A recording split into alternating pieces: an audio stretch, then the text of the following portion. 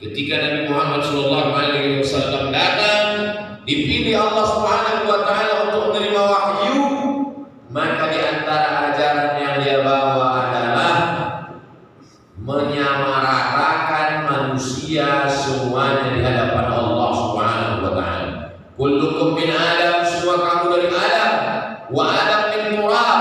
Adam diciptakan dari tanah, mau kaya, mau miskin, mau penguasa, mau rakyat jelata, mau bangsawan maupun orang biasa, semuanya sama-sama hamba Allah.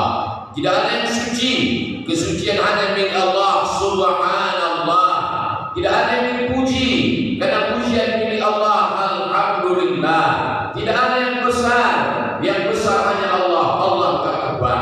Subhanallah, walhamdulillah, wa la ilaha illallah, wallahu akbar. Ketika seorang muslim mengatakan itu, maka dia sedang mengatakan aku tidak suci, aku tidak terpuji, aku tidak besar. Yang terpuji, yang suci, yang besar, yang agung, yang mulia hanya Allah Subhanahu wa Ta'ala. Ketika Nabi mengajarkan ini, tidak semua orang senang. Maka ketika Nabi Sallallahu Alaihi Wasallam mengajarkan semua kamu sama wahai penduduk Makkah, Abu Jahal, Abu Lahab yang selama ini berada pada posisi yang paling tinggi, paling mulia karena harta, jabatan, darahnya, nasab, kekuasaannya, merasa tidak layak untuk duduk bersama dengan Bilal bin Rabah, dengan orang yang berkulit hitam, legam, miskin, susah, apa sahaya. Aku lebih tinggi, aku lebih hebat, aku lebih mulia. Ini ajaran yang sekarang dibawa, diajarkan kemanusiaan sama di hadapan hukum. Itu ajaran sudah dibawa 14 abad silam oleh Nabi Muhammad SAW. Ketika ada seorang perempuan mencuri, lalu kemudian dimintakan keringanan hukumnya kepada Nabi SAW. Apa kata beliau? Innama ahlaka man kana qablakum, orang-orang sebelum kamu binasa gara-gara ini.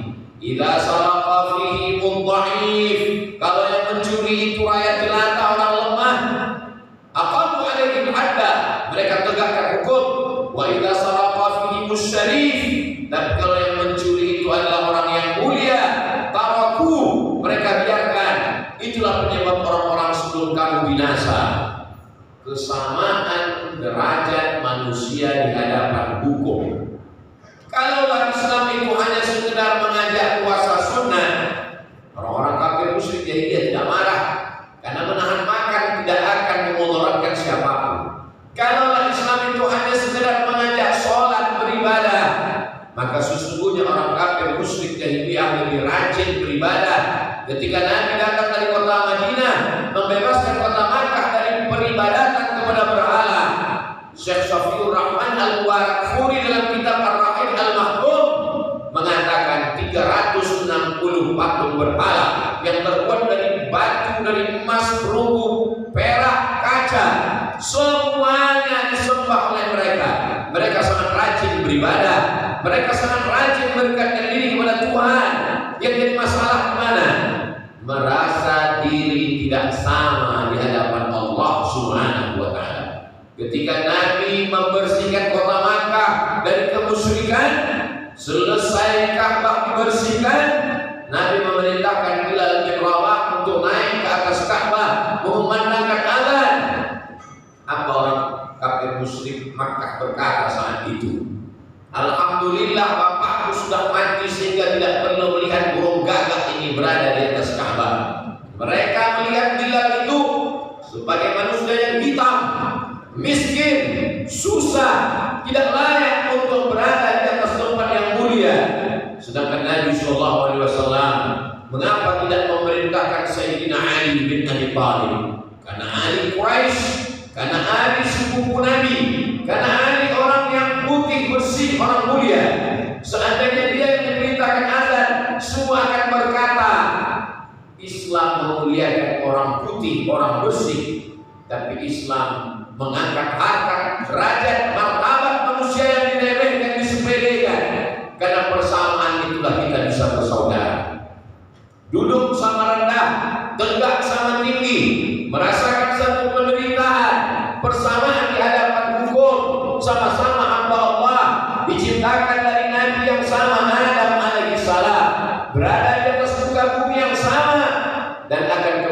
menghadap Allah yang sama.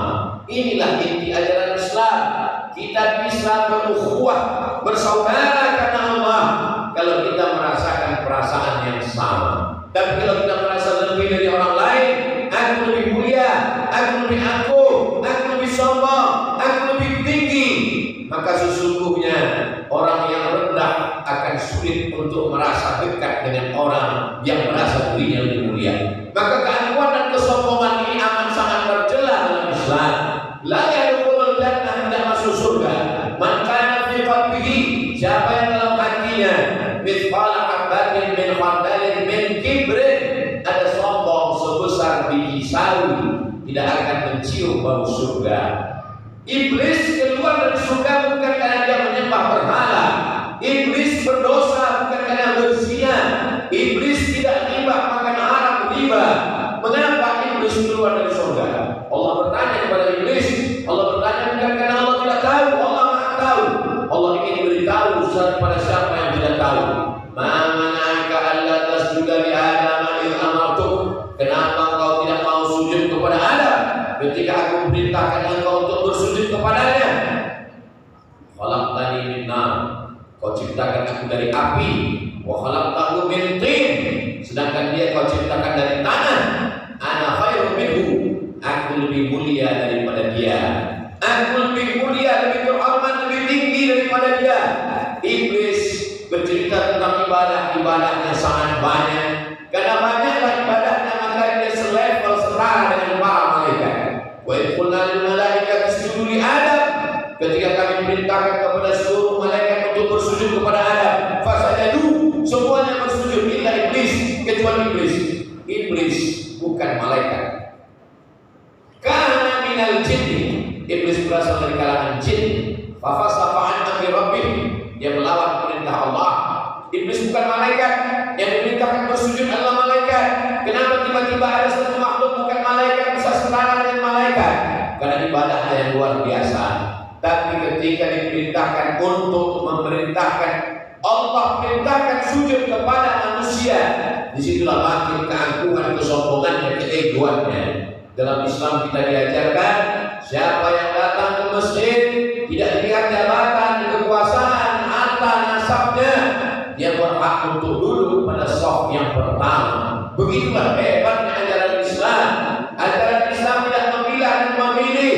Siapapun akan masuk surga kalau dia bersih. Illal ladzina amanu, syaratnya beriman, wa amilus shalihati, dan beramal saleh.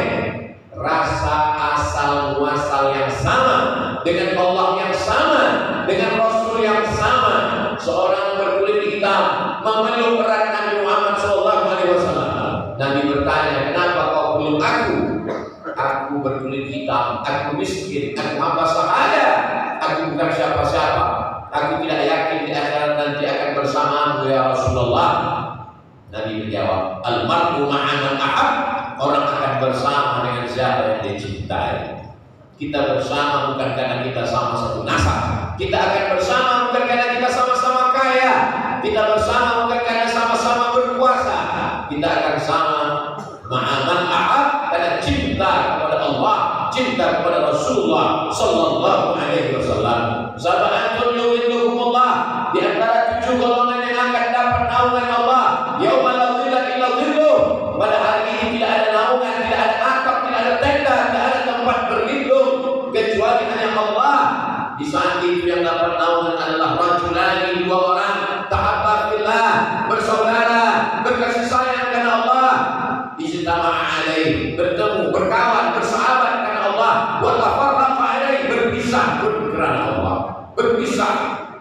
Sesama orang yang kaya akan indah berteman, bersahabat. Tapi begitu yang satu jatuh miskin, dia merasa rendah, dia merasa tidak layak untuk duduk bersama.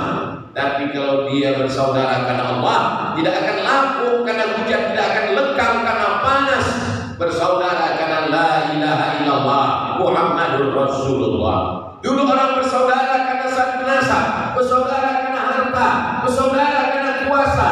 Turun ayat, innamal mu'minuna ikhwah, orang beriman bersaudara. Asal katanya sama, akhun artinya saudara.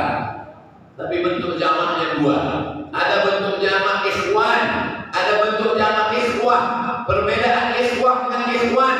Ikhwan saudara tapi tidak kandung.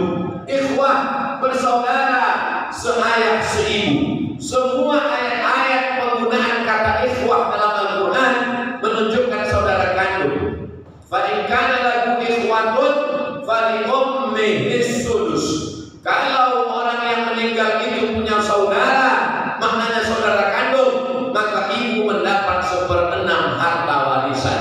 Wajah ikhwatu Yusuf fadakhalu alaih.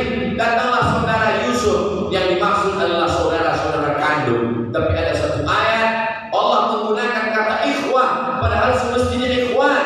Innamal mu'minuna ikhwah. Orang beriman bersaudara seperti saudara kandung. Begitulah dekatnya. Bahkan orang yang bersaudara kandung, kalau dia tidak beriman, harta warisan tidak dapat. Harta warisan terputus karena pembunuhan. Harta warisan terputus karena murtad, na'udzubillah. Harta warisan terputus karena putus hubungan pernikahan. Sebaliknya, orang-orang bersaudara karena iman. Selesai tahlil kita berkata la ilaha illallah Muhammadur Rasulullah sallallahu alaihi wasallam. Kalimat haqqin 'alaiha nahya, dengan itu kita hidup, 'alaiha namutu, dengan itu kita hidup. Dengan itu juga kita akan mati. Wa biha nub'atsu, dengan itu juga kita akan dibangkitkan di padang mahsyar bersama orang-orang beriman. Wasiqal ladzina taqaw rabbahum ilal jannati zumara. Masuk surga tidak sendirian. Masuk surga itu bersaudara, berkawan-kawan, bergerombol, berjamaah. Maka dikatakan pesan Nabi Muhammad SAW, alaikum bil jamaah. Hendaklah kamu bersaudara, beramai-ramai. Salat Jumat berjamaah, subuh, zuhur, asar, maghrib dan isya berjamaah. Idul Fitri, Idul Adha berjamaah. Berzikir beramai-ramai berjamaah. Inna lillahi malaikatan. Ada malaikat-malaikat yang kufuna 'alal ardh.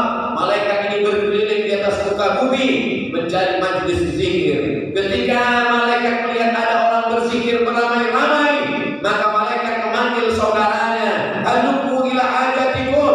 Inilah hajat yang kalian cari. Mereka bersama dengan orang yang berzikir di padang Arafah, berkumpul berjamaah. Man sadda finnar. Siapa yang sendirian, maka dia akan sendirian masuk neraka. Melawan, maka disebut dengan ahlus sunnah wal jamaah. Mengapa tidak cukup dengan sunnah? Karena setelah orang melaksanakan sunnah Rasulullah SAW, insya Allah dia akan berjamaah. Nabi Muhammad SAW berjamaah. Nabi Isa alaihissalam. Wa qala Isa bin Maryam lil hawariyin. Ingatlah ketika Nabi Isa berkata kepada hawariyin, man ansari ila Allah. Siapa yang akan menolong aku menegakkan agama Allah? Qala hawariyun. Hawariyun berkata, nahnu ansarullah. Kami akan menolong agama Allah. Nabi Isa bisa menghidupkan orang mati dengan izin Allah. Nabi Isa bisa menyembuhkan penyakit kusta, lumpuh dan buta karena izin Allah. Tapi untuk menegakkan agama Allah mesti berjamaah, bersaudara, barulah tegak agama Allah. Nabi Musa alaihissalam dipukulkannya tongkatnya memancar 12 mata air. Dia pukulkan tongkatnya terbelah laut merah. Tapi ketika menegakkan agama Allah, dia tetap berjamaah. Dia minta kepada Allah, waj'alni waziran min ahli.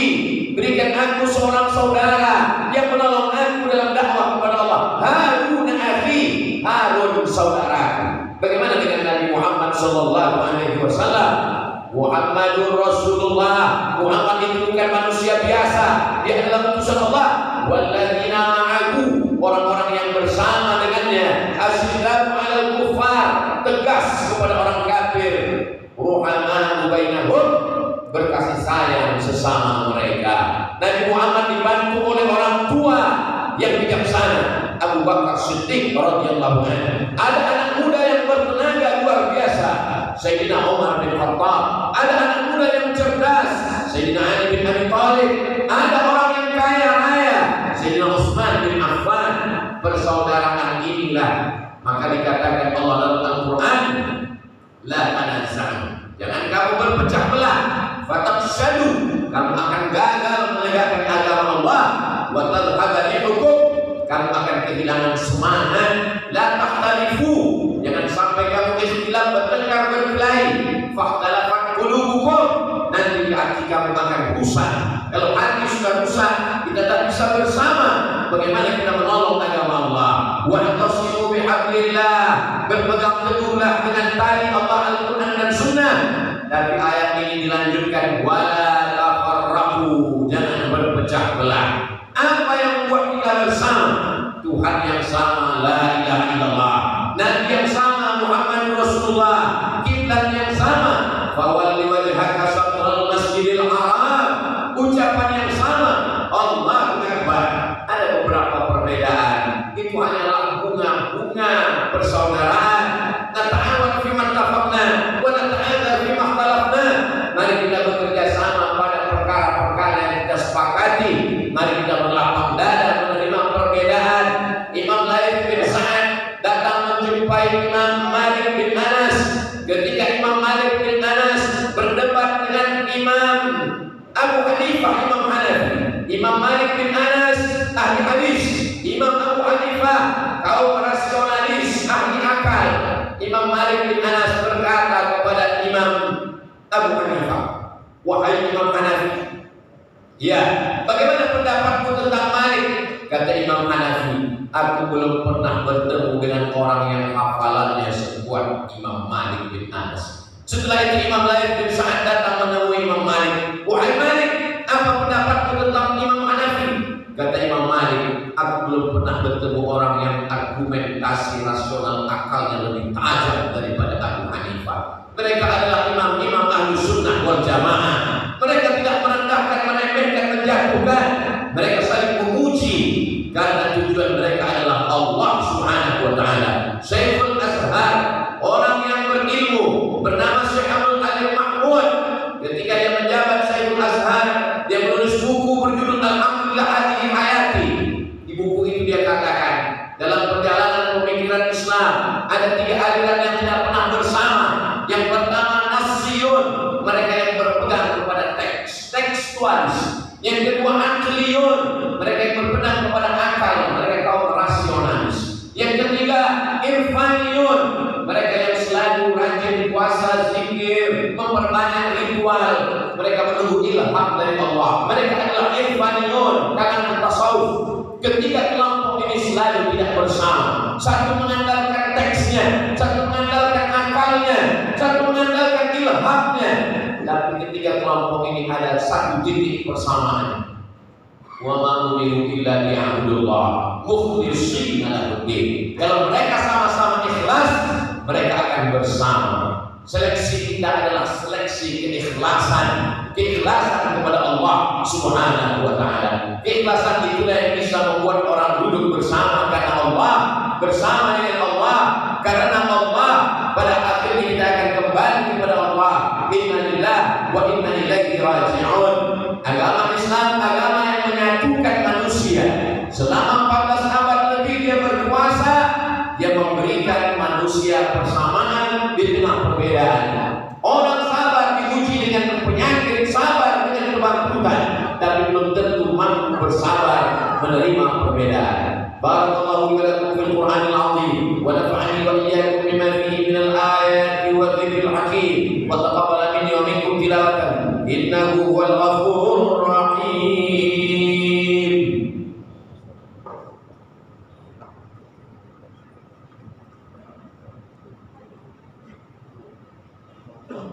Alhamdulillahilladzi bi ni'matihi tatimmus shalihat wassalatu wassalamu ala sayyidis sadat wa ala alihi wa ashabihi abil fadail wal karamat.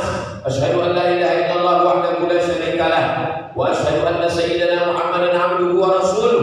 Allahumma shalli ala sayyidina Muhammadin an-nabiyil ummi wa ala alihi wa sahbihi wa barik wa sallim. Allah ta'ala fil Qur'anil 'azim wa huwa asdaqul qa'ilin. A'udzu billahi minasy syaithanir rajim. Bismillahirrahmanirrahim. Wal 'ashr innal insana lafi khusr illa alladziina aamanu wa 'amilus shalihat wa tawassaw bil haqqi wa tawassaw bis sabr. Wa qala ta'ala fi ayatin ukhra, inna Allaha wa malaikatahu yusholluna 'alan nabi ya ayyuhalladziina aamanu shallu 'alaihi wa sallimu taslima. Allahumma ighfir lil muslimina والمسلمات والمؤمنين والمؤمنات الأحياء منهم والأموات برحمتك يا أرحم الراحمين. اللهم انصر الإسلام والمسلمين واقتل الكفرة والمشركين ودمر أعداءك أعداء الدين. اللهم انصر إخواننا المجاهدين المستضعفين في فلسطين وفي ربيعها وفي كل مكان من مشارق الأرض إلى مغاربها. اللهم دمر أعداءك أعداء الدين. اللهم شتت شملهم وفرق جمعهم واجعل كيدهم في نحورهم. اللهم ادفع عنا الغلاء والوباء والفحشاء والربا والزنا والسيوف المختلفة والشدائد والبعاد من بلدنا هذا إندونيسيا خاصة ومن بلدان المسلمين عامة. اللهم ارزقنا إماما عادلا لا تسلط علينا بذنوبنا من لا يخافك ولا يرحمنا. عباد الله، أوصيكم ونفسي بتقوى الله وطاعته فقد فاز المتقون. إن الله يأمر بالعدل والإحسان وإيتاء ذي القربى وينهى عن الفحشاء والمنكر والبغي يعظكم لعلكم تذكرون.